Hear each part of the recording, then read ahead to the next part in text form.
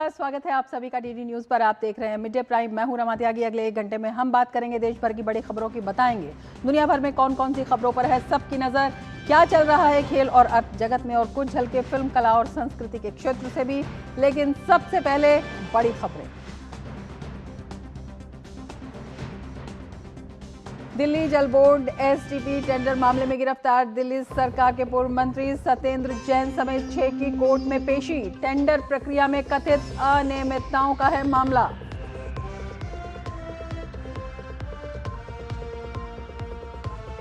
जौहर university से जुड़े money laundering मामले में ईडी की बड़ी कार्रवाई। रामपुर, सहारनपुर और दिल्ली समेत 10 ठिकानों पर छापेमारी।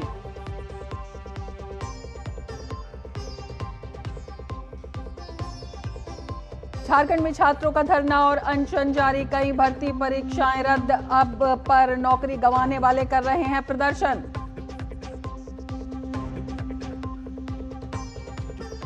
इजराइल की सीरिया पर एयर स्ट्राइक। सीरिया बेस पर तुर्की सैनिकों की तैनाती के बाद किया हमला, बताया अपनी सुरक्षा पर खतरा।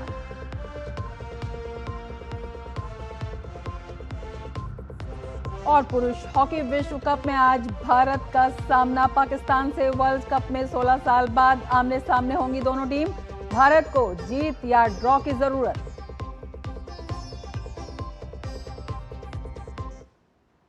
दिल्ली में सियासत एक बार फिर गर्म है। वजह है दिल्ली जल बोर्ड के कथित एसटीपी टेंडर घोटाले में एसीबी की बड़ी कार्रवाई। आम आदमी पार्टी के नेता और दिल्ली के पूर्व जल मंत्री सत्येंद्र जैन को गिरफ्तार किया गया है। उनके अलावा दिल्ली जल बोर्ड के पूर्व सीईओ उदित प्रकाश राय, पूर्व contractual consultant Ankit Srivastava, AN enterprises के proprietor Nagendra Yadav, Eurodec environment के मालिक राजा कुमार कुर्रा और सृजनहार कंपनी के प्रोप्राइटर पंकज वर्मा को भी गिरफ्तार किया गया है।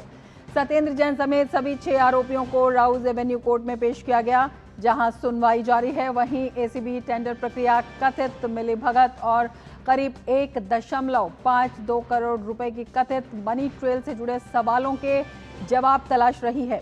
एसीबी के मुताबिक ये मामला 11 मई 2024 को दर्ज एफआईआर से जुड़ा है।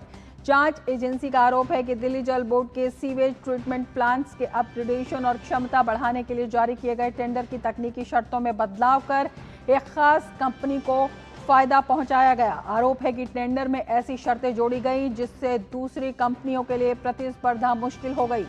जांच एजेंसी अब ये पता लगाने में जुटी है कि क्या टेंडर प्रक्रिया पहले से तय थी और सरकारी औपचारिकताएं बाद में पूरी की गई। एसीबी का दावा है कि जांच के दौरान ईमेल, मैसेज और अन्य इलेक्ट्रॉनिक सबूत मिले हैं। एजेंसी के मुताबिक टेंडर दस्तावेज और कॉरिजेंडम सरकारी प्रक्रिया का हिस्सा बनने से पहले ही निजी कंपनियों और संबंधित लोगों के बीच साझा किए गए थे। मामले में पूर्व डीजेबी सीईओ उदित प्रकाश राय को लेकर भी गंभीर आरोप लगाए गए हैं। एसीबी के मुताबिक एएन एंटरप्राइजेस के जरिए राय और उनके रिश्तेदारों के बैंक खातों में करीब 1.52 करोड़ रुपए ट्रांसफर किए गए। एजेंसी का आरोप है कि ये रकम यूरोटेक से जुड़ी संस्थाओं के जरिए भेजी गई और बाद में प्रॉपर्टी खरीद में इस्तेमाल हुई। तो एसीबी कर रही है टेंडर प्रक्रिया और मनी ट्रेल की जांच। दिल्ली की राजनीति में आम आदमी पार्टी का सबसे बड़ा दावा हमेशा से ईमानदार राजनीति और भ्रष्टाचार के खिलाफ लड़ाई रहा है। लेकिन शराब नीति, दिल्ली जल बोर्ड और अब एसटीपी टेंडर मामले में लगे भ्रष्टाचार के आरोपों ने पार्टी की सोच पर सवालिया निशान खड़ा कर दिया है। आइए इसी कड़ी में अब नजर डालते हैं सत्येंद्र जैन से जुड़े उन मामलों पर जिनकी वजह से वो पहले भी जांच एजेंसियों के दायरे में चल रहे हैं। हालांकि इन मामलों में आरोपों पर अंतिम फैसला अदालतों में होना बाकी है। आय से अधिक संपत्ति का केस है। सीबीआई ने 24 अगस्त 2017 को सत्येंद्र जैन के खिलाफ आय से अधिक संपत्ति का मामला दर्ज किया था। आरोप था कि फरवरी 2015 से मई 2017 के बीच उनकी ज्ञात आय की तुलना में करीब 1.47 करोड़ रुपए की कथित अतिरिक्त संपत्ति पाई गई। बाद में सीबीआई ने चार्जशीट दाखिल की और ईडी ने इससे जुड़े कथित मनी लॉन्ड्रिंग मामले की जांच शुरू की। ईडी ने 30 मई 2022 को सत्येंद्र जैन को गिरफ्तार किया था। आरोप था कि उनसे जुड़ी 4 कंपनियों के जरिए कथित तौर पर धन को वैध दिखाने की कोशिश की गई। मार्च 2024 में सुप्रीम कोर्ट ने उनकी जमानत याचिका खारिज कर दी थी, जबकि बाद में उन्हें अक्टूबर 2024 में जमानत मिली। मार्च 2025 में दिल्ली एसीबी ने 571 करोड़ रुपए के सीसीटीवी कैमरा प्रोजेक्ट में कथित अनियमितताओं और भ्रष्टाचार को लेकर सत्येंद्र जैन के खिलाफ मामला दर्ज किया था। 2025 की बात करें तो 2025 में ईडी ने दिल्ली सरकार के क्लासरूम निर्माण प्रोजेक्ट में कथित अनियमितताओं से जुड़े मनी लॉन्ड्रिंग मामले में भी सत्येंद्र जैन को आरोपी बनाया था। इस मामले में पूर्व उप मुख्यमंत्री मनीष सिसोदिया का नाम भी सामने आया था। सितंबर 2025 में ईडी ने मनी लॉन्ड्रिंग जांच के तहत सत्येंद्र जैन से जुड़ी करीब 7.44 करोड़ रुपए की अचल संपत्तियां अटैच की थी। ईडी का आरोप था कि ये संपत्तियां उन कंपनियों से जुड़ी थी जिन पर जैन का स्वामित्व या नियंत्रण था। तो केसों की एक लंबी फहरिस्त है और भ्रष्टाचार के ये बड़े मामले हैं जिनमें न केवल शिकंजा कसा गया बल्कि जो ये तमाम मामले हैं उन पर लगातार कार्रवाई भी हो रही है। और अब ये एक बहुत बड़ा मामला है। मोहित शुक्ला हमारे संवाददाता हमारे साथ जुड़े हुए हैं। मोहित, इस वक्त क्या कुछ जानकारी आप देंगे, क्या कुछ जानकारी मिल रही है? बड़ा एक्शन है एसीबी का। देखिए रबा, साफ तौर पर आपको बताना चाहूँगा कि सत्येंद्र जैन और 5 दूसरे आरोपी की टोटल 6 आरोपियों को लेकर एसीबी की टीम राउस एवेन्यू कोर्ट लगभग अब से 1.5 घंटे पहले पहुंची और उनको दिग्विजय सिंह की कोर्ट में पेश किया गया। और जो कि स्पेशल जज सीबीआई भी हैं, उनकी कोर्ट में पेश करने के बाद अभी जिरह चल रही है। उस पूरे मसले पर जो सत्येंद्र जैन और पूरा जो बचाव पक्ष है उनकी तरफ से जो ग्राउंड ऑफ अरेस्ट है उस पर दलील दी जा रही है और साफ तौर पर उनकी तरफ से ये कहा गया है कि हमारी अरेस्टिंग गलत है। और साथ ही मैं आपको बताऊं कि जो दूसरा पक्ष है वो लगातार उसकी तरफ से ये कहा गया है कि जो दिल्ली जल बोर्ड के सीईओ हैं, उसके अलावा जो दूसरे तमाम लोग हैं उनकी जुडिशियल कस्टडी की मांग की गई है। इसके अलावा जो एक अंकित श्रीवास्तव जो दूसरे आरोपी हैं उनके पुलिस कस्टडी की डिमांड की गई है। तो ये अभी तक का फिलहाल जो घटनाक्रम है, इसके अलावा जिरह अभी भी जारी है और दोनों पक्ष की तरफ से अपनी अपनी दलीलें रखी जा रही हैं। साथ ही मैं आपको बताऊं कि जो दिल्ली जल बोर्ड के पूर्व उस समय तत्कालीन सीईओ रहे हैं, उनकी तरफ से भी ये कहा गया है कि वो मिजोरम में उस समय सेक्रेटरी के मतलब बाद में सेक्रेटरी के पद पर तैनात रहे हैं, जिसकी वजह से जो इसमें आरोप लगाया जा रहा है कि उन्होंने इस जांच को प्रभावित करने की भी कोशिश की। तो ऐसे तभी आरोपों को उन्होंने निराधार बताया है। फिलहाल अभी इस मामले की सुनवाई चल रही है। इस मामले में अभी कस्टडी मांगी गई है, यानी कि 5 आरोपियों की जुडिशियल कस्टडी मांगी गई है और 1 आरोपी की इसमें पुलिस कस्टडी मांगी गई है। अभी इसमें फैसला आना बाकी है। फैसले के बाद ही बाकी की जो आगे की चीजें हैं, आगे की जो कार्रवाई है वो तय हो पाएगी। लेकिन इतना जरूर है कि इस सारे मामले ने कहीं ना कहीं 2024 और उससे पहले के तमाम मामलों को भी आपस में मतलब लिंक किया है। और आप एक बात समझिए कि सत्येंद्र जैन के ऊपर ये पहला मामला नहीं है। इससे पहले भी जो आपने सीसीटीवी घोटाले का जिक्र किया, उससे पहले आपने दिल्ली सरकार के अधीन तमाम विद्यालय उनके उसमें मॉडर्न जो क्लासरूम है या जो दूसरी सुख सुविधाएं हैं उनको बनाने में किस तरीके का घोटाला हुआ उसको जिक्र भी लगातार हो रहा है। तो तमाम ऐसी सारी चीज़ें कड़ियाँ हैं जिनको आपस में जब वो जुड़ेंगी तो फिर बहुत सारी चीज़ें सामने निकल कर आएंगी। या फिर जो ईडी ने एक मामला दर्ज किया था वो भी सत्येंद्र जैन के लिए मुश्किलात खड़ी कर रहा है, क्योंकि आप समझिए कि ये इस मामले में भी जमानत मिली है। कोई ऐसा नहीं है कि उस मामले को खत्म कर दिया गया, तो वो जमानत पर बाहर है। तो लगभग 872 दिन जेल में रहने के बाद एक बार वापस सत्येंद्र जैन की मुश्किलें बढ़ती हुई नजर आ रही हैं। बिल्कुल मोहित, आपसे ये भी समझना चाहेंगे, जो बड़े सवाल इस पूरे मामले पर उठ रहे हैं, जिस तरह की टेंडर में जो शर्तें बदली गई, उसके बाद एक ऐसा जो है वहाँ पर खाका तैयार किया गया जिससे कि कुछ जो कथित कंपनियां हैं उनको उसमें फ़ायदा मिल सके। अपने आप में भ्रष्टाचार का यह कितना बड़ा मामला हो जाता है और एसीबी ने इस मामले को कितनी मजबूती से रखा है, किस तरह से, अगर अभी आप वहाँ से बताना चाहेंगे, किस तरह से जो वहाँ पर अपील है और उसके बाद जो सुनवाई जो हो रही है वो किस तरह से हो रही है, क्या कुछ सवाल उठाए जा रहे हैं, किस तरह से उनका जवाब दिया जा रहा है?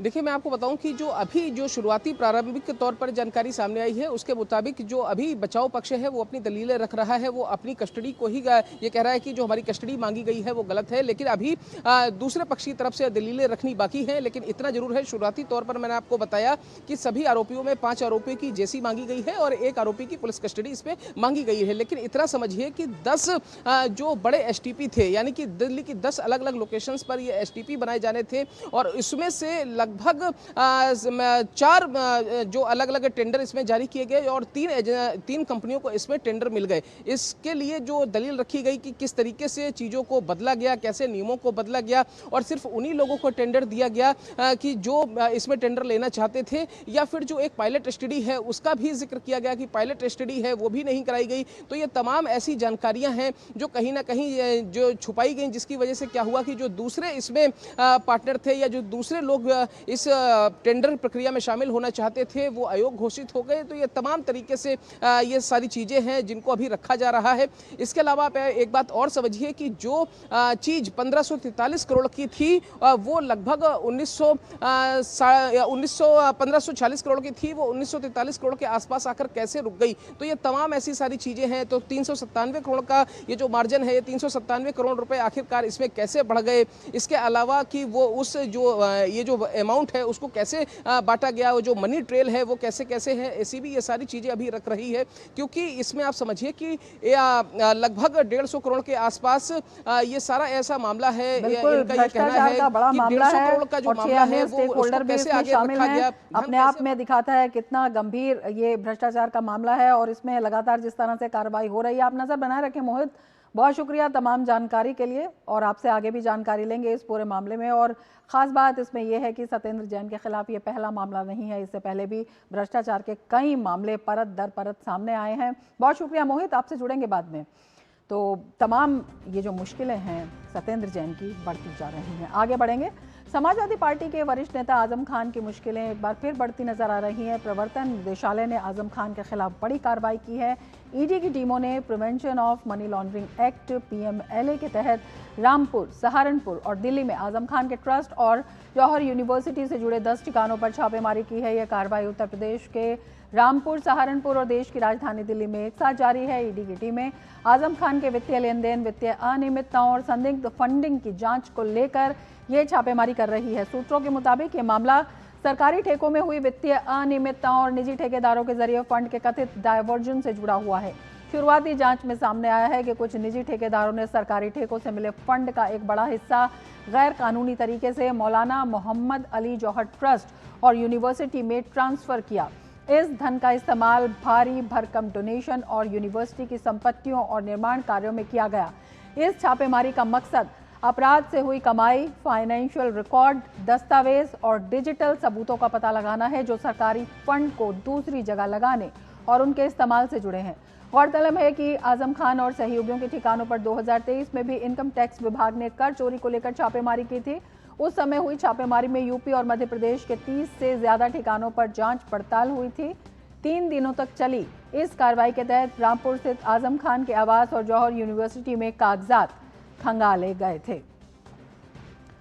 और लखनऊ से रामेंद्र सिंह हमारे साथ जुड़े हुए हैं। ईडी की बड़ी कार्रवाई है। रामेंद्र सिंह, क्या कुछ जानकारी है?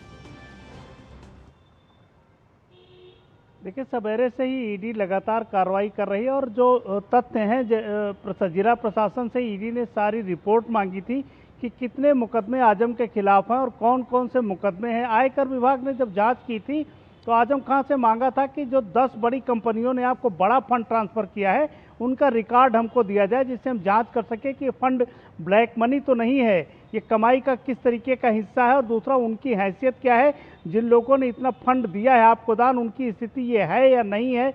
लेकिन उन 10 कंपनियों का लेखा जोखा आजम खान का और जौहर ट्रस्ट ने नहीं दिया था।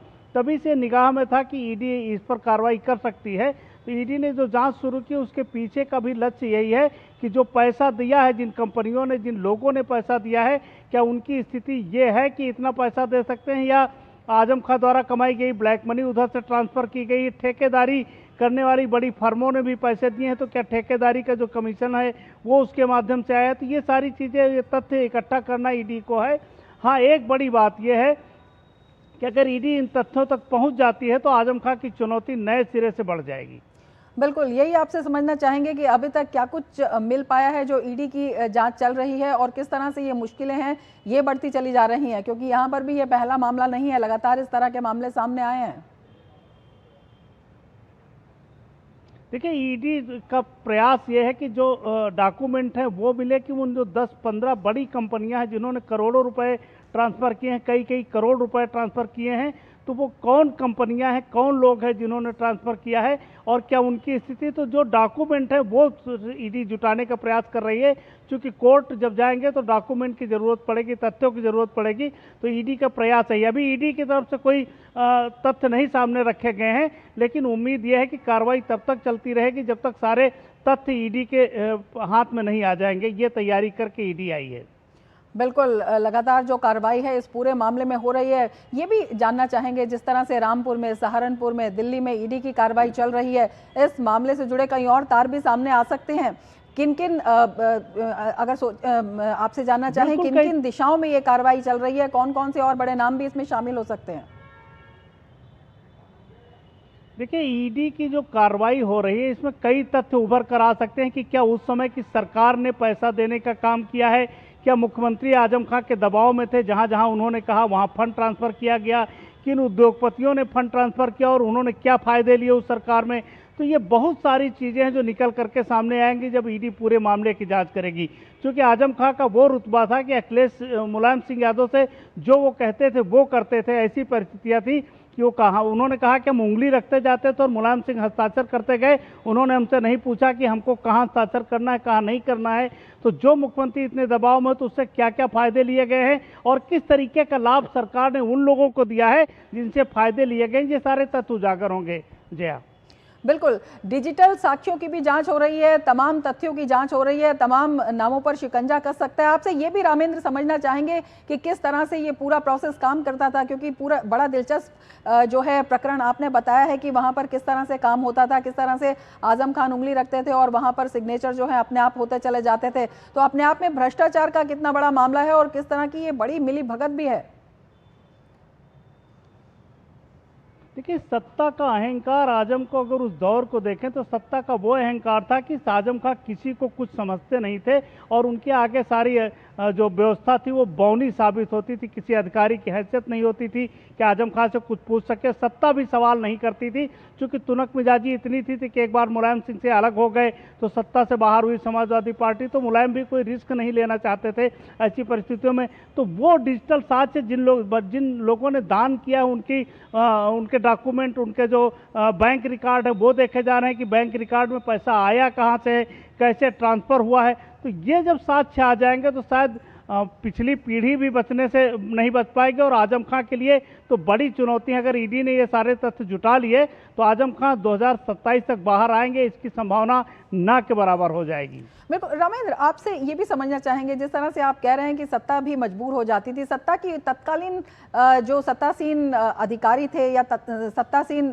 नेता थे, उनकी ऐसी क्या मजबूरी थी कि गलत जानने के बावजूद वो आवाज़ नहीं उठा पाते थे और किस तरह से तत्कालीन सरकार पर भी एक बड़ा सवालिया निशान उठता है इस पूरे मामले में?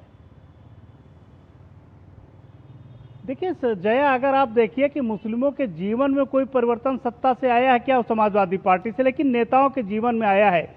आजम खां के जीवन में परिवर्तन आया है। तो जो मुस्लिम वोट का तुष्टीकरण वो सत्ता आजम खां से करती थी, कुछ और चेहरों से करती थी, वो अतीक अहमद से करती थी, वो मुख्तार अंसारी से करती थी। ऐसे कुछ चेहरे थे जिनसे पूरा मुस्लिम वोट बैंक लिया जाता था, समाजवादी पार्टी लेती थी।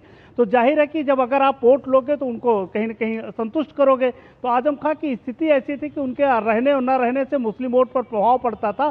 तो उसका एडवांटेज आजम खां ने उठाया उस सरकार में। तो वो चुनौतियां आजम खां के सामने अब आई, क्योंकि उन्होंने कभी ये नहीं सोचा कि हमारे खिलाफ इस तरीके की कार्रवाई होगी। ना अतीक ने सोचा था, ना मुख्तार ने सोचा और ना ही आजम ने सोचा था कि कभी इस तरह की कार्रवाई का सामना उनको करना पड़ सकता है। इसलिए बहुत सारे तथ्य जो ईडी को मिलेंगे ही, क्योंकि उन तथ्यों को नष्ट नहीं किया जा सकता, क्योंकि अहंकार का यह स्तर था कि उन्होंने सोचा नहीं होगा कि तथ्यों को नष्ट करने की जरूरत है। तो अभी बहुत सारे तथ्य निकल करके आएंगे और ये चुनौतियां जाहिर है कि बढ़ेंगी आजम की। बिल्कुल, तथ्य निकल कर आएंगे और चुनौतियां जो है बढ़ती हुई नजर आ रही हैं। रामेंद्र, आप नजर बनाए रखें। फिलहाल शुक्रिया पूरी जानकारी के लिए।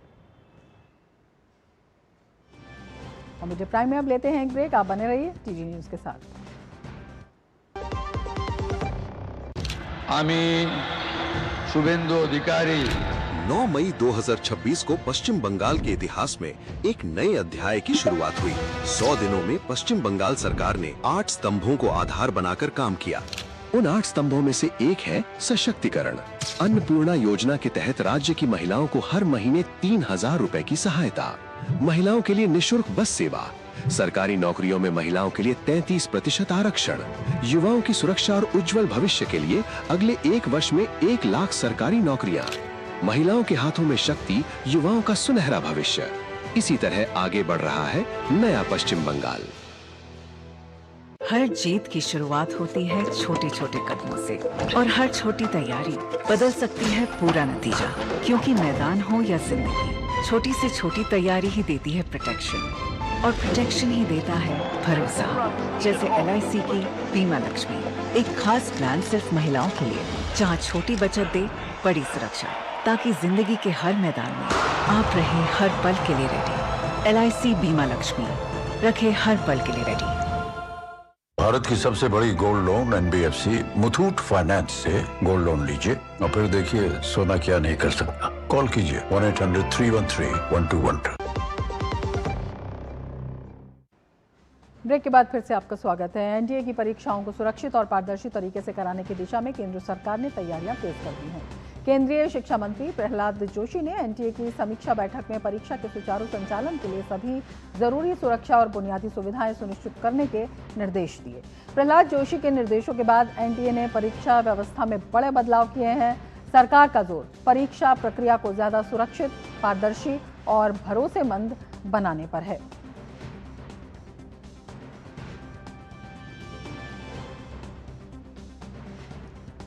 तो शिक्षा मंत्री प्रहलाद जोशी ने निर्देश दे दिए हैं और तमाम ये जो प्रोसेस है इसे पारदर्शी भी बनाया जा रहा है, सुरक्षित भी बनाया जा रहा है। और अगले 2-3 हफ्तों में 20 से 25 अधिकारी जुड़ेंगे। हमारे संवाददाता अनुज यादव हमारे साथ जुड़े हुए हैं और ज़्यादा जानकारी के साथ। अनुज, किस तरह से ये समीक्षा बैठक हो रही है और किस तरह से जो ये परीक्षा प्रणाली है पूरी, इसे और सुरक्षित और ज़्यादा पारदर्शी बनाने की एक बड़ी कवायद है? देखिए, लगातार इसमें रमा समीक्षा हो रही है और समीक्षा इसी बात की हो रही है कि आखिर किस तरीके से जो NTA की जो परीक्षा व्यवस्था है इसको पहले से और ज़्यादा मजबूत किस तरीके से बनाया जाए, पारदर्शी किस तरीके से बनाया जाए और जिस तरीके से अब नई तकनीकों का उपयोग हर क्षेत्र में हो रहा है इसको तकनीक आधारित और कैसे मजबूत बनाया जाए, इसको लेकर काफ़ी समीक्षा पहले भी हुई है और अभी भी लगातार हो रही है। और हमने देखा कि NTA के अंदर जो परीक्षा विशेषज्ञ हैं, जो शिक्षा क्षेत्र से जुड़े हुए हैं, वो लगातार जो है उनको बदला जा रहा है, नए एक्सपर्ट्स को लगातार इसमें शामिल किया जा रहा है। और सबसे बड़ी बात है कि आने वाले समय में रमा जो भी NTA जिन भी परीक्षाओं को आयोजित कराएगी उनकी 4 स्तरीय जो है एक तरीके से जांच होगी प्रश्न पत्रों की, इस तरीके से उसको बनाया गया है। और एक सबसे बड़ी बात इसके अंदर ये है कि आने वाले समय के अंदर जिस तरीके के पिछले दिनों में कुछ खबरें आई थी वो खबरें भविष्य में ना आए,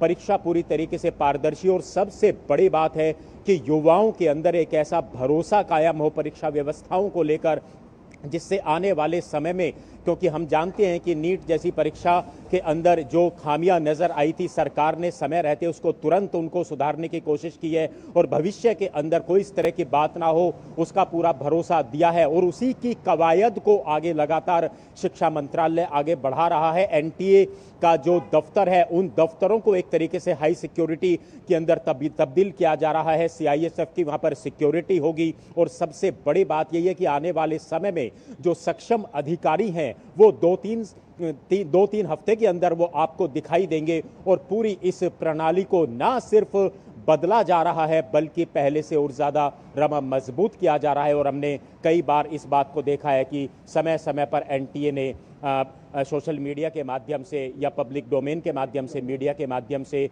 इन बातों को शेयर भी किया है। आने वाले समय में कुछ और अच्छे बदलाव NTA के अंदर देखने को मिलेंगे। बिल्कुल अनुज, आपसे ये भी समझना चाहेंगे, ये जो समीक्षा बैठक संपन्न हो चुकी है इसमें शिक्षा मंत्री का जोर जो है विशेष तौर पर किन पॉइंट्स पर रहा है, कौन से जो बड़े बदलाव हैं वो देखने को मिलेंगे? देखिए, हम जानते हैं कि अगर परीक्षा लीक जैसे मामले अब देश के अंदर आते हैं, चाहे वो राज्यों की परीक्षाएं हों, चाहे देश के अंदर एनटीए द्वारा आयोजित परीक्षाएं हों, हम जानते हैं कि उस कानून को संसद से पहले से ज्यादा और मजबूत बनाया गया है। अभी मानसून सत्र के अंदर हमने इस बात को देखा था और सरकार ने ये प्रतिबद्धता दिखाई थी, ये भरोसा देश के युवाओं को, लाखों करोड़ों युवाओं को दिया है कि आने वाले समय में जो परीक्षाएं होंगी वो फुल प्रूफ होंगी।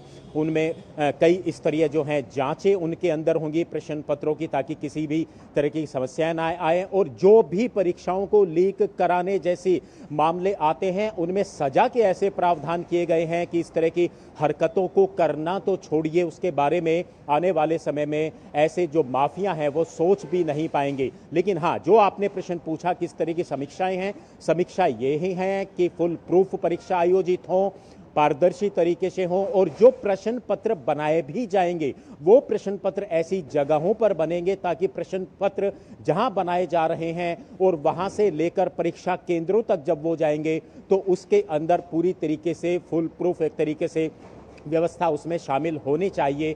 जो भी लोग परीक्षाओं को शामिल कराने में, आयोजित कराने में जो लोग हैं, उन लोगों को, ऐसे सक्षम लोगों को इसमें शामिल किया जाए ताकि आने वाले समय में परीक्षाओं के प्रति भरोसा पहले से ज़्यादा बढ़े, पहले से ज़्यादा फुल प्रूफ हो, पारदर्शिता बढ़े और सबसे बड़ी बात है जवाबदेही ही बढ़नी चाहिए। तो कुल मिलाकर समीक्षाएं, हर स्तर पर समीक्षाएं हो रही हैं और रमा सबसे बड़ी बात यही होती है कि समय के हिसाब से समय समय पर बदलाव होते हैं और शायद अब शिक्षा मंत्रालय को एनटीए के अंदर भी वैसे ही बदलाव, मजबूत बदलाव करने की जरूरत महसूस हुई जिसको आगे बढ़ाया जा रहा है। बिल्कुल अनुज, सुचारू संचालन के साथ साथ फुल प्रूफ बनाने के साथ साथ एक बड़ी कवायद ये भी है कि जो लापरवाही है, किसी भी तरह की चूक है, वो किसी कीमत पर भी बख्शी नहीं जाएगी। जिस तरह से 600 एक्सपर्ट्स हैं उनको हटाया गया है, जो अधिकारी हैं उनको बदला जा रहा है, तो ये कितना बड़ा कदम है और जो नए लोग आएंगे उनकी जो किस तरह के जो मापदंड हैं उनके लिए तय किए गए हैं? देखिए, सबसे बड़ी बात यही है कि सबसे बड़ी बात है एजुकेशन क्षेत्र से जुड़े हुए एक्सपर्ट लोग हों, क्योंकि सिर्फ बात परीक्षा को आयोजित कराना ही नहीं है बल्कि परीक्षाओं में प्रश्न पत्रों को भी बनाना है, ताकि जिस तरीके से हम जानते हैं कि एनटीए के पास देश की जो बड़ी परीक्षाएं होती हैं उनकी जिम्मेदारी है, चाहे हम जेईई मेंस की बात करें, चाहे हम सीयूईटी अंडर ग्रेजुएट की बात करें, पीजी सीयूईटी की बात करें या फिर दूसरी अन्य परीक्षाएं हैं, वो ऐसी परीक्षाएं हैं जिसमें देश के युवाओं का भविष्य तय होता है। आने वाले समय में देश के जो बड़े विश्वविद्यालय हैं उनके अंदर एडमिशन होता है युवाओं को जो 12वीं परीक्षा पास करते हैं। तो ऐसे में जो भी अब नए एक्सपर्ट आएंगे, जो भी एनटीए में काम करने वाले उच्च अधिकारी होंगे, उनके बैकग्राउंड को देखा जाएगा कि वो एजुकेशन क्षेत्र से जुड़े हुए हों, उनके जो बैकग्राउंड है वो काम करने के तरीके निश्चित तौर पर शिक्षा मंत्रालय ने उनको देखा होगा और ऐसे ही जो सक्षम अधिकारी होंगे उनको अब एनटीए में रखा जाएगा। और सबसे बड़ी बात यही होती है कि जब कोई भी संस्था मजबूत होती है, हम जानते हैं कि एनटीए एक एटोनोमस बॉडी है और एटोनोमस बॉडी के अंदर निश्चित तौर पर जब सक्षम अधिकारी आते हैं तो उसका एक जो उदाहरण है, रिजल्ट है, वो पूरे देश भर के अंदर देखने को मिलते हैं। हम जानते हैं कि देश भर के अंदर परीक्षा आयोजित होती हैं, राज्यों की भी उसमें सहभागिता देखने को मिलती है। जो परीक्षा केंद्र होते हैं वो आधुनिक रूप से होने चाहिए, कंप्यूटराइज्ड होने चाहिए और टेक्नोलॉजी आधारित होने चाहिए। ऐसे में टेक्नोलॉजी को पहले से ज़्यादा और ज़्यादा बढ़ावा इसमें दिया जाएगा, क्योंकि टेक्नोलॉजी के माध्यम से हम जानते हैं कि परीक्षाएं जो हैं, परीक्षाओं को आयोजित कराना भी आसान होता है और साथ साथ सिक्योरिटी को भी बढ़ाना आसान होता है। ऐसे में सिक्योरिटी के साथ साथ टेक्नोलॉजी को बढ़ाना, पारदर्शिता बढ़ाना, जवाबदेही बढ़ाना, सक्षम अधिकारियों की तैनाती और जो शिक्षा क्षेत्र से जुड़े हुए एक्सपर्ट हैं उनको शामिल करना, ये एक बहुत बड़ी कवायद है रमा, इसको समझना होगा। देखिए, बड़ी कवायद इसलिए है क्योंकि शिक्षा मंत्रालय ने निश्चित तौर पर अब वो बड़े रिफॉर्म्स करने की अपने ऊपर एक जिम्मेदारी ली है, जिसकी वजह से कई बार कुछ खामियां देखने को मिलती हैं रमा। बिल्कुल, बहुत शुक्रिया अनुज तमाम जानकारी के लिए। और नीट यूजी पेपर लीक से जुड़ी याचिकाओं पर सुनवाई के दौरान केंद्र सरकार ने नीट परीक्षा व्यवस्था को पूरी तरह सुरक्षित बताया है। एसजी तुषार मेहता ने कहा कि एनटीए में पेपर लीक रोकने के लिए कई स्तर की सुरक्षा व्यवस्था की गई है। व्यवस्था के तहत पहले 500 सवालों का प्रश्न बैंक बनाया जाता है, फिर उनमें से अलग अलग टीमें 4 पेपर तैयार करती हैं। नेशनल टेस्टिंग एजेंसी के डायरेक्टर जनरल उनमें से 2 पेपर चुनते हैं। इसीलिए आखिरी समय तक किसी को पता नहीं होता कि कौन सा पेपर परीक्षा में आएगा। एसजी मेहता ने बताया कि चुने गए पेपर सीलबंद डिब्बे में कड़ी सुरक्षा के बीच अधिकृत प्रिंटिंग प्रेस भेजे जाते हैं, जहां सीसीटीवी और सीआईएसएफ द्वारा निगरानी की जाती है। इतना ही नहीं, पेपर खोलने के लिए डिजिटल कोड इस्तेमाल होता है। प्रिंटिंग प्रेस के कर्मचारियों को भी ये नहीं पता होता कि वे किस परीक्षा का पेपर छाप रहे हैं। इसके अलावा अलग अलग प्रश्न पत्रों में प्रश्नों और उत्तरों का क्रम भी बदल दिया जाता है ताकि नकल या पेपर लीक की संभावना कम हो।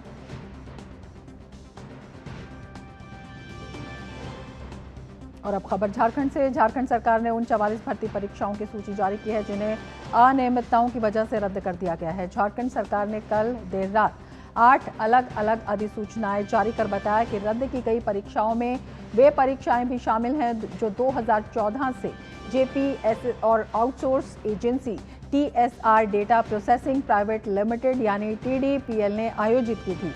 राज्य सरकार द्वारा रद्द परीक्षाओं में औषधि निरीक्षक, सहायक प्राध्यापक, डिप्टी कलेक्टर, दंत चिकित्सक, सहायक अभियंता, सिविल जज, अतिरिक्त लोक अभियोजक और वन क्षेत्राधिकारी जैसे पदों के लिए होने वाली भर्तियां शामिल हैं। और झारखंड में छात्र आंदोलन अब नए मोड़ पर पहुंच गया है। जेएसएससी सीजीएल परीक्षा रद्द होने के बाद अब उन सफल अभ्यर्थियों ने भी मोर्चा खोल दिया है जो पहले ही नौकरी हासिल कर चुके हैं। उनका कहना है कि परीक्षा में सफल होने के बाद नियुक्ति मिली, लेकिन अब सरकार के फैसले से उनका भविष्य अनिश्चित हो गया है। जयपाल सिंह मुंडा स्टेडियम में चल रहे छात्र आंदोलन के साथ साथ अब झारखंड सचिवालय के बाहर भी प्रदर्शन शुरू हो गया है। बड़ी संख्या में सफल अभ्यर्थी सचिवालय पहुंचे और सरकार के फैसले के खिलाफ आवाज बुलंद की। लेकिन अब आंदोलन का नया चेहरा सामने आया है। एक तरफ वे अभ्यर्थी हैं जो निष्पक्ष जांच और नई व्यवस्था की मांग कर रहे हैं, तो दूसरी तरफ सफल उम्मीदवार अपनी नौकरी बचाने की गुहार लगा रहे हैं। क्या है प्रदर्शनकारियों की मांग? क्या सरकार कोई रास्ता निकालेगी? पूरी स्थिति बता रहे हैं हमारे सहयोगी दिवाकर कुमार। परीक्षाओं में अनियमितता को लेकर झारखंड में चल रहा आंदोलन अब नए मोड़ पर आ गया है। अब सीजीएल के वो सफल अभ्यर्थी जो पिछले 6 महीनों से नौकरी कर रहे थे, उनकी जो परीक्षाएं हैं वो रद्द करने के बाद वो भी सड़कों पर आ गए। देखिए किस तरीके से ये प्रोजेक्ट भवन के सामने ये जो सफल अभ्यर्थी हैं सीजीएल के, जो पिछले 6 महीने से नौकरी कर रहे थे, इसी तरीके से छतरी और टेंट के सहारे अब अपने प्रदर्शन को आगे बढ़ा रहे हैं। बारिश हो रही है, इसके बावजूद यहाँ पर इनको टेंट लगाने की इजाज़त नहीं दी गई है और ये कह रहे हैं कि सरकार चाहे इजाज़त दे या ना दे, वो प्रोजेक्ट भवन के सामने इसी तरीके से डट कर रहेंगे जब तक उनके साथ न्याय नहीं होता है और अपनी मांग को वो इसी तरीके से आगे बढ़ाते रहेंगे। और लगातार जो इनकी मांग है वो यही है कि सरकार ने जो एक तरफा फैसला लिया है, इस पर जल्द से जल्द सरकार को संज्ञान लेना चाहिए। क्या कुछ मांग को लेकर आप लोग बैठी हैं? कि हम लोग के साथ न्याय होना चाहिए सर। हम लोग के साथ बहुत गलत हुआ है, एक झटके में सारा कुछ खत्म कर दिए हैं। हाँ, सब कुछ खत्म हो गया, हम लोग को नौकरी चली गई, बस उसी का हम लोग को वापस लेना फैसला जो सरकार लिए उसके खिलाफ कि हम लोग को नौकरी चाहिए। हमारी जो नियुक्ति हुई है वो कोर्ट के माध्यम से हुई है, अधिकार रद्द करने का भी है वो कोर्ट का है। सरकार ने जो अपना सूचना या जो अधिसूचना जारी की है कि रद्द किया जाता है, उसको तत्काल प्रभाव से वापस लिया जाए। यही हेमंत सोरेन हम लोगों को नियुक्त करवाया, ये हम लोग हुए और एक रात में यहाँ आधा घंटा में क्या हो गया? आधा घंटा में ऐसा कौन सा चीज हो गया कि हम लोग को रोड पे ला दिया गया? रोड पे बैठे हुए हम लोग कहीं का नहीं रहे हैं। पहले हम लोग को जांच किया जाए, जो हम लोगों में से गलत है उनको फांसी दिया जाए। हम क्यों फांसी पे चढ़े? बिना जांच का हम फांसी पे क्यों चढ़े? दर्द साफ तौर पर झलक रहा है। कई के ऊपर परिवार की जिम्मेदारी है, कई लोग दूसरी नौकरियां छोड़कर आए हैं, लेकिन एकाएक जो सरकार का फैसला होता है वो अर्श से फर्श पर चले आते हैं। अपने सहयोगी विकास और सौरभ के साथ मैं दिवाकर कुमार, दूरदर्शन समाचार, रांची। और रांची से हमारे संवाददाता दिवाकर इस वक्त जुड़ चुके हैं और ज़्यादा जानकारी के साथ। दिवाकर, ये तो वहाँ पर राज्य सरकार की जो मुश्किलें हैं दो तरफा तरीके से बढ़ती हुई नजर आ रही हैं। दिवाकर, आप जुड़े हैं हमसे? आंदोलन अभी आपने दूसरा चेहरा दिखाया, अभी आपको मैंने दूसरा चेहरा दिखाया कि किस तरीके से प्रोजेक्ट भवन के आसपास जो सफल अभ्यर्थी है और जो नौकरी कर रहे थे वो भी धरना पर बैठ गए और सरकार के खिलाफ नारेबाजी कर रहे हैं। और अब अभी आपको हम दिखाते हैं जयपाल सिंह मुंडा स्टेडियम, जहां आंदोलन पिछले 25 दिनों से चल रहा है। विकास, थोड़ी सी दिखाए तस्वीर। दोपहर होते होते फिर इसी तरीके का हुजूम और भीड़। छात्र अभी भी सीबीआई की मांग पर डटे हुए हैं और सरकार से ये गुजारिश कर रहे हैं कि पूरे मामले की सीबीआई जांच कराए। आप जिस तरीके से आपने परीक्षा रद्द की है उसके लिए मुख्यमंत्री को ये लोग धन्यवाद दे रहे हैं, लेकिन सबसे बड़ा डिमांड वही है कि पूरे मामले की सीबीआई जांच हो, क्योंकि सीआईडी पर भरोसा नहीं है। क्योंकि सीआईडी ने पिछली बार भी सीजीएल परीक्षा को जो है उसकी जांच की थी और उसके बाद उसमें उनको कोई कमियां नहीं मिली थी, लेकिन अब जब दोबारा जांच हो रही है तो कई तरह की कमियां निकलकर सामने आ रही है। और जो टीडीपीएल कंपनी द्वारा तमाम परीक्षाएं पिछले जो 7 वर्षों में ली गई है उन तमाम को रद्द किया गया है। और इसके अलावा सरकार ने 2014 के बाद झारखंड में जितनी प्रतियोगी परीक्षाएं हुई है उसका भी जांच कराने का फैसला किया। तो ये तमाम तरह की गतिविधियां लगातार चल रही है, लेकिन आंदोलन का केंद्र जो पहले सिर्फ जयपाल सिंह मुंडा स्टेडियम था वो अब बढ़कर एक जो दूसरा प्रोजेक्ट बिल्डिंग है, जो सचिवालय है, राज्य सचिवालय, जहां मुख्यमंत्री खुद बैठे हैं, वहां पर भी अभ्यर्थी धरने पर बैठ गए हैं। बिल्कुल, और दोनों ही तरफ के अगर हम देखें, दोनों ही जो प्रदर्शन है, इनमें जो प्रदर्शनकारी हैं उनकी जो अलग अलग मांगे हैं वो कितनी तार्किक आपको दिखाई देती हैं और किस तरह से राज्य सरकार जो है वो इस पूरे मामले में अब फंसती हुई नजर आ रही, कोई जवाब जो है वो सुझाई नहीं दे रहा है?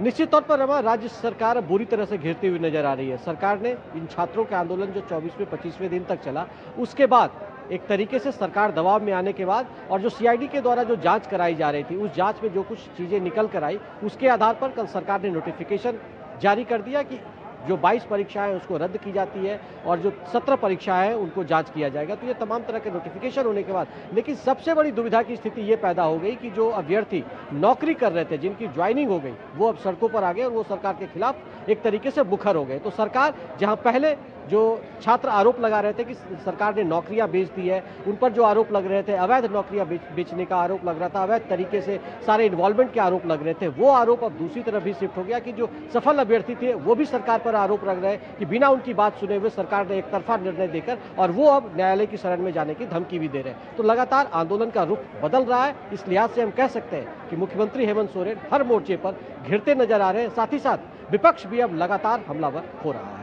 बिल्कुल, दिवाकर, ये भी आपसे समझना चाहेंगे कि किस तरह का ये दबाव रहा है राज्य सरकार पर, क्या वजह रही है जो जल्दबाजी में इस तरह का फैसला लिया और उसके बाद अब जो आंदोलनकारी लोग हैं जो अपनी नौकरी गंवा चुके हैं उनकी मांगे क्या क्या हैं, वो क्या कह रहे हैं और किस तरह से ये आंदोलन और बढ़ सकता है? देखिए, निश्चित तौर पर आंदोलन का रुख तो लगातार दिख रहा है कि वो बढ़ा हुआ जा रहा है। लगातार आंदोलन, ये जो छात्र थे जिन्होंने लगातार आरोप लगाया कि झारखंड की जो पूरी परीक्षा प्रणाली है वो कहीं ना कहीं करप्शन की भेंट चढ़ चुकी है, तो लगातार छात्र आंदोलन कर रहे थे। सरकार तक जो हम कह सकते हैं लाइट मार्च के जरिए अपनी बात पहुंचाने की कोशिश कर रहे थे, तिरंगा यात्रा निकाल रहे थे, विरोध प्रदर्शन कर रहे थे और उसके बाद उन्होंने विधानसभा घेराव भी किया था। किस तरीके से देखा था आपने कि उसके बाद सरकार पर जो कह सकते हैं एक दबाव की स्थिति पैदा हुई थी। छात्रों ने ऐलान किया था कि वो 20 तारीख को मुख्यमंत्री आवास का घेराव करेंगे। हालांकि उस पर अभी फैसला नहीं हुआ है कि क्या कुछ करेंगे, क्योंकि मुख्यमंत्री की तरफ से बहुत सारी घोषणाएं की गई है, ऐलान किया गया है। उसके बाद छात्र उन बातों को मानते हैं या नहीं मानते, लेकिन सीबीआई जांच की जो मांग है उनकी जो पूरी नहीं हुई, इस वजह से छात्र लगातार आक्रोशित है और वो अपनी मांग को लेकर जयपाल सिंह मुंडा स्टेडियम में इसी तरीके से टिके हुए हैं। लेकिन दूसरी तरफ जब मुख्यमंत्री ने कुछ परीक्षाओं को रद्द किया है तो सफल अभ्यर्थियों ने भी झंडा बुलंद कर दिया और वो भी अब झंडा लेकर बैठ गए और लगातार सरकार के खिलाफ नारेबाजी कर रहे हैं। तो कुछ मंजर बदलता हुआ और मुख्यमंत्री हर फैसले के बाद यहाँ पे घिरते हुए दिख रहे हैं कि किस तरीके से अगर पिछले 5-6 वर्षों में मुख्यमंत्री के संज्ञान में चीजें थी, इस तरह से गड़बड़ियां हुई, तो फिर उन्होंने पहले क्यों नहीं जांच कराया। तो अब इस तरह के सवाल भी उठ रहे हैं। जी रमा, बिल्कुल, ये जो है लगातार राज्य सरकार वहां पर घिरती हुई नजर आ रही है। आप नजर बनाए रखिए। दिवाकर, बहुत शुक्रिया तमाम जानकारी के लिए।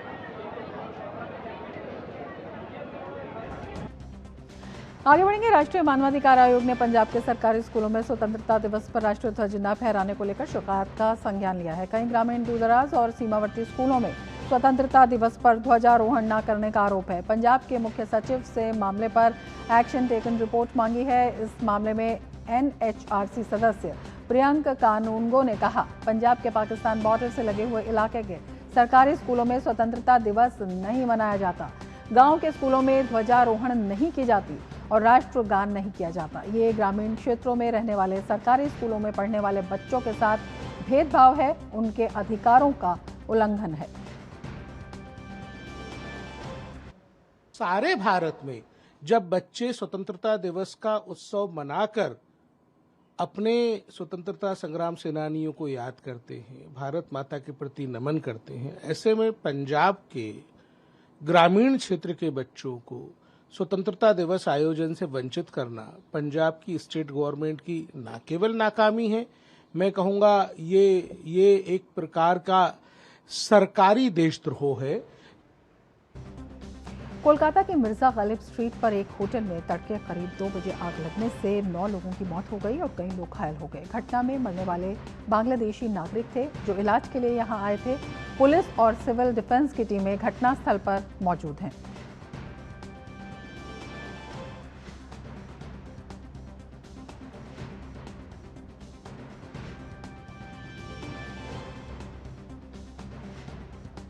जापानी निवेश को बढ़ावा देने के लिए आयोजित यूपी जापान इन्वेस्टमेंट मीट 2026 का आज दूसरा दिन है। नई दिल्ली में मुख्यमंत्री योगी आदित्यनाथ ने जापान के बिजनेस डेलीगेशन के साथ द्विपक्षीय बैठक की। इस दौरान उन्होंने उत्तर प्रदेश और जापान की ताकत को एक दूसरे का पूरक बताते हुए निवेश की संभावनाओं पर बात की। योगी ने कहा, जापान की तकनीक, गुणवत्ता और मैन्युफैक्चरिंग क्षमता के साथ उत्तर प्रदेश का बड़ा बाजार, कुशल वर्कफोर्स और मजबूत इंफ्रास्ट्रक्चर साझेदारी को नई ऊंचाई दे सकता है। Japan land of the rising sun है और Uttar Pradesh land of the सूर्य वंश है। जापान के पास precision, quality, technology, research capability, manufacturing excellence, kaizen की फिलॉसफी है, तो उत्तर प्रदेश के पास skill, market, infrastructure, policy, law and order एवं एम्बिशन है। उन्होंने कहा कि भारत जापान की साझेदारी विकास, टेक्नोलॉजी और समृद्धि के लिए है। प्रधानमंत्री नरेंद्र मोदी के मार्गदर्शन में स्पष्ट नीतियां, अच्छी नीयत और पक्के इरादों के साथ निरंतर सुधार करते हुए उत्तर प्रदेश भारत की टॉप 3 अर्थव्यवस्थाओं में शामिल है और देश के लिए विकास का इंजन बन गया है। भारत जापान की साझेदारी shared growth, shared technology and shared prosperity की साझेदारी है। आदरणीय प्रधानमंत्री श्री नरेंद्र मोदी जी के मार्गदर्शन, स्पष्ट नीति, साफ नियत और दृढ़ संकल्प के साथ निरंतर सुधार करते हुए उत्तर प्रदेश आज भारत की टॉप 3 इकोनॉमी में शामिल होते हुए भारत के विकास का ग्रोथ इंजन बना है। इसके साथ ही केंद्रीय मंत्री शिवराज सिंह चौहान ने उत्तर प्रदेश को वैश्विक निवेश के बड़े केंद्र के तौर पर पेश किया। उन्होंने कहा कि प्रदेश में मजबूत कनेक्टिविटी, एक्सप्रेसवे, इंफ्रास्ट्रक्चर और बड़ा बाजार जापानी निवेश के लिए बेहतर अवसर देते हैं। उत्तर प्रदेश संभावनाओं का विशाल प्रदेश है। आज उत्तर प्रदेश में एक्सप्रेसवे है, एक्सपांशन है, इंफ्रास्ट्रक्चर है, इन्वेस्टमेंट है, इनोवेशन है, टैलेंट है, टेक्नोलॉजी है, कनेक्टिविटी है, कैपेसिटी है, डेडिकेशन है,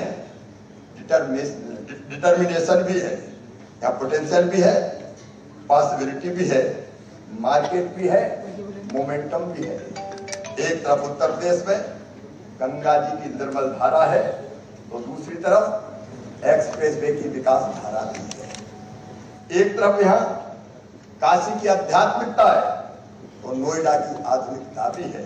तो उत्तर प्रदेश भारत की ग्रोथ का इंजन है जो अंततः दुनिया का इन्वेस्टमेंट की डेस्टिनेशन भी बन रहा है। वहीं केंद्रीय मंत्री अश्विनी वैष्णव ने भारत जापान के भरोसे और सहयोग के रिश्ते का जिक्र करते हुए उत्तर प्रदेश और जापान के यामानाशी प्रांत के बीच बढ़ते सहयोग को अहम बताया। उन्होंने कहा, इस पहल से निवेश और साझेदारी को नई मजबूती मिलेगी। At the outset, I would like to thank Honorable Chief Minister Shri Yogi Adityanath ji for taking this big initiative between Japan and Uttar Pradesh. The relations between India and Japan have been a relationship of trust between the two countries, and with this event, with this initiative, with the relationship and the partnership between Uttar Pradesh and Yamanashi Prefecture of Japan, this relationship will become even more trusted. Bharat की 2026 की BRICS अध्यक्षता के तहत आज जयपुर में BRICS पर्यटन बैठकों की शुरुआत हुई। 4 दिन तक चलने वाला ये कार्यक्रम 22 अगस्त तक चलेगा। इसमें ब्रिक्स के 10 सदस्य देशों के प्रतिनिधि हिस्सा ले रहे हैं, जिनमें ब्राजील, चीन, रूस, इथियोपिया और इंडोनेशिया समेत अन्य देश शामिल हैं। आज और कल ब्रिक्स पर्यटन कार्य समूह की बैठक आयोजित की जा रही है। इसके बाद 21 और 22 अगस्त को ब्रिक्स पर्यटन मंत्री स्तरीय बैठक होगी। आज प्रतिनिधि मंडलों के बाद ग्रुप फोटो और उद्घाटन सत्र के साथ कार्यक्रम की शुरुआत हुई। ब्रिक्स देशों के प्रतिनिधि पर्यटन क्षेत्र में अपनी प्राथमिकताओं और आपसी सहयोग को मजबूत करने की संभावनाओं पर विचार रख रहे हैं।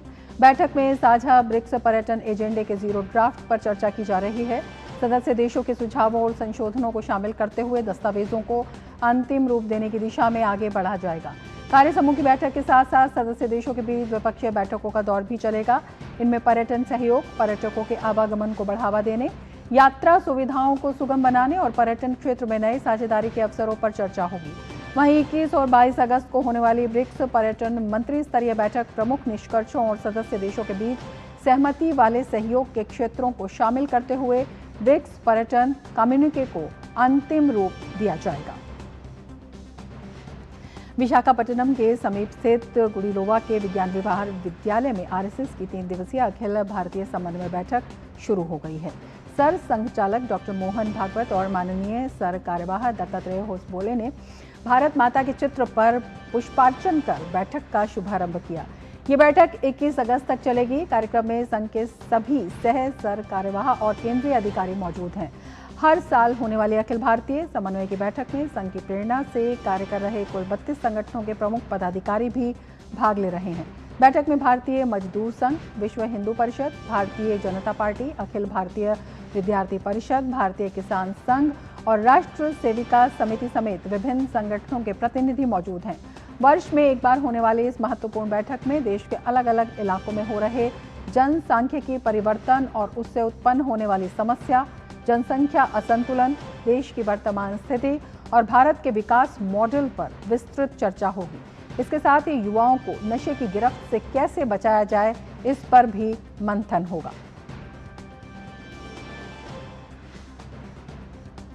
देश के कई हिस्सों में मानसून सक्रिय बना हुआ है। मौसम विभाग ने दिल्ली एनसीआर समेत उत्तर भारत के कई राज्यों में बारिश का अलर्ट जारी किया है।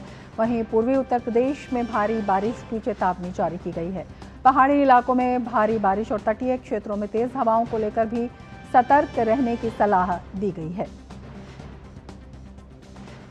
राजधानी दिल्ली और आसपास के इलाकों में आज बारिश हो सकती है। मौसम विभाग के अनुसार हरियाणा, चंडीगढ़, पंजाब और पश्चिमी उत्तर प्रदेश में भी बारिश की संभावना है। पूर्वी उत्तर प्रदेश में 21 से 24 अगस्त के बीच बारिश का दौर जारी रहने का अनुमान है, जबकि आज कुछ इलाकों में भारी से अत्यधिक भारी बारिश हो सकती है।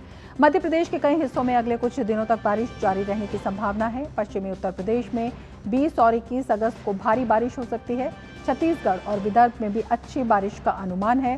झारखंड के ऊपर बना दबाव क्षेत्र आगे बढ़ रहा है, जिसके असर से झारखंड, बिहार और छत्तीसगढ़ में तेज बारिश हो सकती है। बिहार में 21 से 23 अगस्त के बीच भारी बारिश की संभावना जताई गई है। वहीं पूर्वोत्तर भारत के राज्यों में भी मानसून सक्रिय रहेगा। असम, मेघालय और आसपास के राज्यों में 19 से 24 अगस्त तक बारिश का सिलसिला जारी रहने का अनुमान है।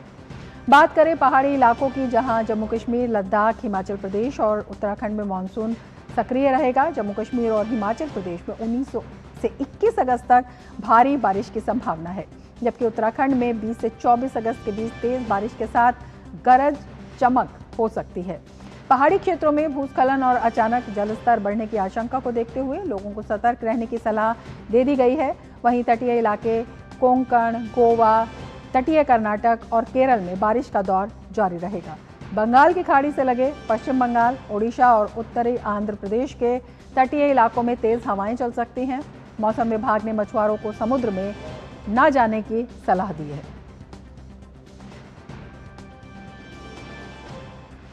उधर हिमाचल प्रदेश में मानसून की भारी बारिश से जनजीवन प्रभावित हुआ है। पिछले 24 घंटों में हुई तेज बारिश के चलते सिरमौर, हमीरपुर और सोलन जिलों में सबसे ज्यादा असर देखने को मिला है।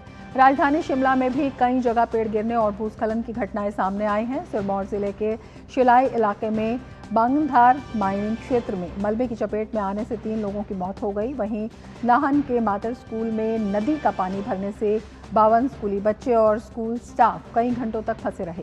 तेज बहाव के कारण स्कूल के आसपास का इलाका संपर्क से कट गया था। प्रशासन ने शाम तक सभी बच्चों और स्टाफ को सुरक्षित बाहर निकाल लिया। लाहौल स्पीति के मायर घाटी में करपट नाले में अचानक आई बाढ़ से पुल पूरी तरह पानी में डूब गया, जिससे सड़क संपर्क प्रभावित हुआ। हालांकि किसी तरह के जानमाल के नुकसान की सूचना नहीं है। मौसम विभाग ने हिमाचल प्रदेश में अगले 3 दिनों तक भारी बारिश की चेतावनी जारी की है। 21 अगस्त तक कई इलाकों में बारिश का अनुमान है।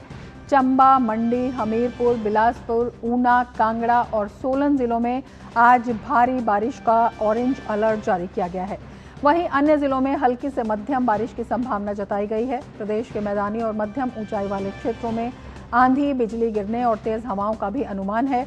भारी बारिश को देखते हुए भूस्खलन और फ्लैश फ्लड की आशंका जताई गई है। प्रशासन ने लोगों से नदी नालों से दूर रहने और अनावश्यक यात्रा से बचने की अपील की है। बारिश के कारण प्रदेश में 88 सड़कें बंद हैं, जबकि 12 ट्रांसफार्मर और 19 पेयजल योजनाएं प्रभावित हुई हैं। आगे बढ़ेंगे। अमेरिकी राष्ट्रपति डोनाल्ड ट्रंप ने कहा है कि ईरान के साथ कोई बातचीत नहीं हो रही है। ईरान के साथ 60 दिन के अस्थायी युद्ध विराम समझौता खत्म होने के बाद ट्रंप का ये बयान सामने आया है। अमेरिका ने दावा किया कि हॉर्मुज शिपिंग के लिए खुला हुआ है। ईरान ने कहा, जब तक अमेरिका ईरान की शर्तें पूरी नहीं करता तब तक ये जलमार्ग फिर से नहीं खुलेगा। ट्रंप ने ईरान के साथ हॉर्मुज के संचालन को लेकर बातचीत कर रहे ओमान पर बमबारी की भी धमकी दी है। वहीं इजराइल ने सीरिया के उत्तर पश्चिमी इदलिब प्रांत में अबू जुहर एयर बेस पर हवाई हमले किए। इजराइल का कहना है कि ये कार्रवाई बेस पर तुर्की सैनिकों की तैनाती को रोकने के लिए की गई। जानकारी के अनुसार 8 हमले एयरबेस के रनवे पर हुए, जिससे नुकसान तो हुआ लेकिन कोई हताहत नहीं हुआ। वहीं सीरिया ने इस कार्रवाई की कड़ी निंदा की है। मुझे प्राइम में अब वक्त है एक ब्रेक का। देखते रहिए टीजी न्यूज। जरा सी हंसी दुलार जरा सा,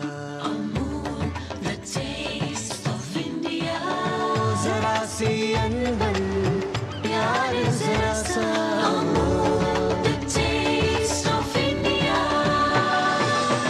यही तो अमूल है स्वाद इंडिया का, यही तो अमूल है।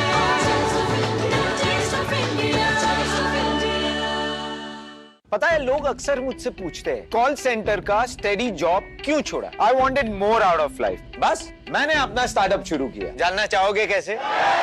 Then start up your own business as an LIC agent. यहाँ सब कुछ है, great products, zero investment, leading organization and unlimited opportunities.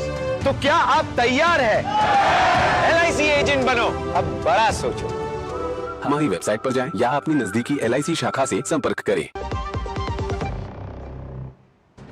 पुरुष हॉकी विश्व कप में आज भारत का सामना पाकिस्तान से होगा। भारत को इस मुकाबले में चिर प्रतिद्वंदी पाकिस्तान को हराना होगा या कम से कम ड्रॉ खेलना होगा। भारत पाकिस्तान वर्ल्ड कप में आखिरी बार 16 साल पहले दिल्ली के मेजर ध्यानचंद नेशनल स्टेडियम में भिड़े थे, जब राजपाल सिंह की कप्तानी वाली मेजबान टीम ने 4-1 से जीत दर्ज की थी। पहले मैच में वेल्स को 3-1 से हराने के बाद दुनिया की तीसरे नंबर की टीम इंग्लैंड के खिलाफ भारत को हार का सामना करना पड़ा था। अब पूल डी में इंग्लैंड शीर्ष पर रहकर दूसरे दौर में पहुंच चुका है। भारत के 1 जीत और 1 हार के बाद 3 अंक हैं, जबकि पाकिस्तान 1 अंक लेकर तीसरे स्थान पर है। पाकिस्तान अगर हारता है तो बाहर हो जाएगा, जबकि वेल्स को अगले दौर में जाने के लिए इंग्लैंड को काफ़ी बड़े अंतर से हराना होगा, क्योंकि भारत का गोल औसत उससे बेहतर है। तो वर्ल्ड कप में 16 साल बाद आमने सामने हैं दोनों टीमें। बहुत ही रोमांचक ये मुकाबला है। भारत को जीत या ड्रॉ की इसमें ज़रूरत है। अपने आप में बेहद रोमांचक ये मुकाबला हो जाता है। पुरुष हॉकी विश्व कप में भारत और पाकिस्तान 16 साल के बाद आमने सामने हैं। हमारे संवाददाता गौरव हमारे साथ जुड़े हुए हैं। गौरव, सबकी नज़रें इस पर लगी हुई हैं और बेहद दिलचस्प ये मुकाबला होने वाला है। 16 साल बाद दोनों टीमें एक दूसरे के आमने सामने हैं। किस तरह से देख रहे हैं इस मुकाबले को? बिल्कुल इसमें रमा अगर देखें तो कोई बहुत ज़्यादा मुश्किलातें ऐसे भारतीय टीम को दिखाई दें ऐसा नहीं दिखता है, लेकिन टीम के लिए अगर सबसे बड़ी कोई चुनौती है तो वो सिर्फ अपनी कमियां हैं और सिर्फ अपनी जो पिछले मैच में खासतौर से खुल करके देखने को मिली हैं। क्योंकि अगर पाकिस्तान के खिलाफ ओवरऑल रिकॉर्ड को देखें तो टीम इंडिया का जो है वो एक दबदबा जो है वो कहीं ना कहीं देखने को मिलता है पाकिस्तान के ऊपर, और खासतौर से पिछले कुछ समय के दरमियान पाकिस्तान की टीम पर टीम इंडिया की जो विजय है वो चाहे एशियन ट्रॉफी की बात कर लें, एशियन चैंपियंस ट्रॉफी की बात करें या फिर किसी अन्य प्रतियोगिताओं की बात करें, वहाँ पे भी टीम के खिलाड़ियों का जो दबदबा है, भारतीय खिलाड़ियों का दबदबा वो साफ तौर पर निकल करके देखने को मिला है। लेकिन इस सब के बीच में टीम को अपनी कुछ सेक्टर्स हैं जहाँ पे टीम को वर्कआउट करना होगा। खासतौर से एक तो आखिरी समय पे जिस तरह से टीम जो है वो गोल खाती है उस एक कमी को पूरा करना होगा, उसको कहीं ना कहीं टीम को ध्यान रखना होगा। जबकि दूसरी जो बड़ी कमी निकल करके आई है वो पेनल्टी कॉर्नर्स को गोल में कन्वर्ट करने का जो रेशियो है, उस रेशियो को भी टीम को जो है वो बहुत ज़्यादा सुधार की ज़रूरत है। क्योंकि हमने देखा था कि इंग्लैंड के खिलाफ जो कि टीम इंडिया को हार का सामना करना पड़ा था, वहाँ पे 4 पेनल्टी कॉर्नर जो है वो टीम को मिले थे, जिसमें से केवल एक जो है वो कन्वर्ट हो पाया था गोल में। तो अगर टीम इन सब चीज़ों पे वर्कआउट करके खुद को पाकिस्तान के खिलाफ उतारती है तो यकीनी तौर पर जो पाकिस्तान जो कि खुद ही कहीं ना कहीं दबाव पूर्ण स्थिति में है और टीम के पाकिस्तान के लिए भी कहीं ना कहीं करो या मरो वाला ये मुकाबला है, तो ऐसे में भारतीय टीम का अगर पूरा बैकग्राउंड देखें और इस पूरे टूर्नामेंट में और इसके अलावा जो पीछे का जो प्रतियोगिताएं हुई हैं उसमें अगर टीम के परफॉर्मेंस को उठा करके देखें तो एक साफ तौर पे भारतीय टीम का पलड़ा जो है वो काफ़ी भारी है। तो ऐसे में हरमनप्रीत सिंह से एक उम्मीद यही रहेगी कि वो यहाँ पे एक सफलतापूर्वक टीम को लीड करेंगे और बाकी जो टीम के खिलाड़ी हैं वो भी इस टीम की जो ताकत है उसको बढ़ाने में सहयोग करेंगे। जी बिल्कुल, इसीलिए हाई वोल्टेज मैच इसे कहा जा रहा है। बने रहिए हमारे साथ, हम अपने दर्शकों को बता देते हैं कि भारत ने गॉल टेस्ट को अपने नाम कर लिया है। भारत ने टेस्ट मैच के 5वें दिन श्रीलंका को 165 रन से हरा दिया। श्रीलंका को जीत के लिए 372 रन की दरकार थी, लेकिन टीम 206 रन पर ही ढेर हो गई। भारत की ओर से मानव सुथार ने 6 विकेट हासिल किए। इससे पहले सुथार ने पहली पारी में 4 विकेट लेने में सफलता हासिल की थी। इस जीत के साथ भारत ने 2 मैच की टेस्ट सीरीज में 1-0 की बढ़त बना ली है। दोनों मैचों के दोनों टीमों के बीच दूसरा टेस्ट मुकाबला 23 अगस्त से कोलंबो में खेला जाएगा। मैच के 5वें दिन श्रीलंका ने अपने चौथे दिन के स्कोर 4 विकेट पर 84 रन से आगे खेलना शुरू किया। श्रीलंका के कप्तान धनंजय डी सिल्वा और सोनल दिनुशा ने संभल कर बल्लेबाजी करते हुए स्कोर कार्ड को आगे बढ़ाया। धनंजय ने अर्धशतक लगाया। धनंजय को 59 के स्कोर पर रविंद्र जडेजा ने आउट कर दिया। हमारे संवाददाता गौरव बने हुए हैं। गौरव, किस तरह से देखते हैं इस जीत को? बिल्कुल रमा, ये एक निश्चित रूप से जिस तरह से टीम इंडिया फ्रंट सीट पे थी, खासतौर से पहले दिन से मैं देखा था कि किस तरह से टीम जो है वो हर मोर्चे पे जो है कहीं ना कहीं श्रीलंका पे जो था वो दबाव बना के चल रही थी और श्रीलंका से आगे भी दिख रही थी। तो आज ये जीत जो थी वो कह सकते हैं कि मानी जा रही थी कि जीत आज टीम इंडिया जो है वो कहीं ना कहीं हासिल करेगी। लेकिन हाँ, ये ज़रूर था कि ये उम्मीद की जा रही थी कि शायद पहले सेशन में, लेकिन पहले सेशन में जीत नहीं मिली, दूसरे सेशन में आई तो यहाँ पर कहीं ना कहीं इंतजार जो था वो थोड़ा लंबा हो गया था। और खासतौर से इस वजह से हुआ था क्योंकि जिस तरह से सोनल और धनंजय जो कि श्रीलंकन टीम के कैप्टन हैं, उनके बीच जिस तरह से एक साझेदारी देखने को मिली थी और दोनों ने जो है वो अर्धशतक लगाया, तो वहाँ पे एक स्थिति एक ऐसी बनती आ रही थी जहाँ पे एक थोड़ा सा कहीं ना कहीं एक झुंझलाहट जो होती है, क्योंकि आखिर की जो विकेट्स होते हैं या फिर कहना चाहिए जो बाद के जो विकेट्स होते हैं उनको निकालना में जब वो नहीं निकलते तो कहीं ना कहीं फ्रस्ट्रेशन जो है वो बढ़ती है। लेकिन उस सब पे कहीं ना कहीं काबू पाया। मायनों में अहम है। गौरव, बहुत शुक्रिया तमाम जानकारी के लिए।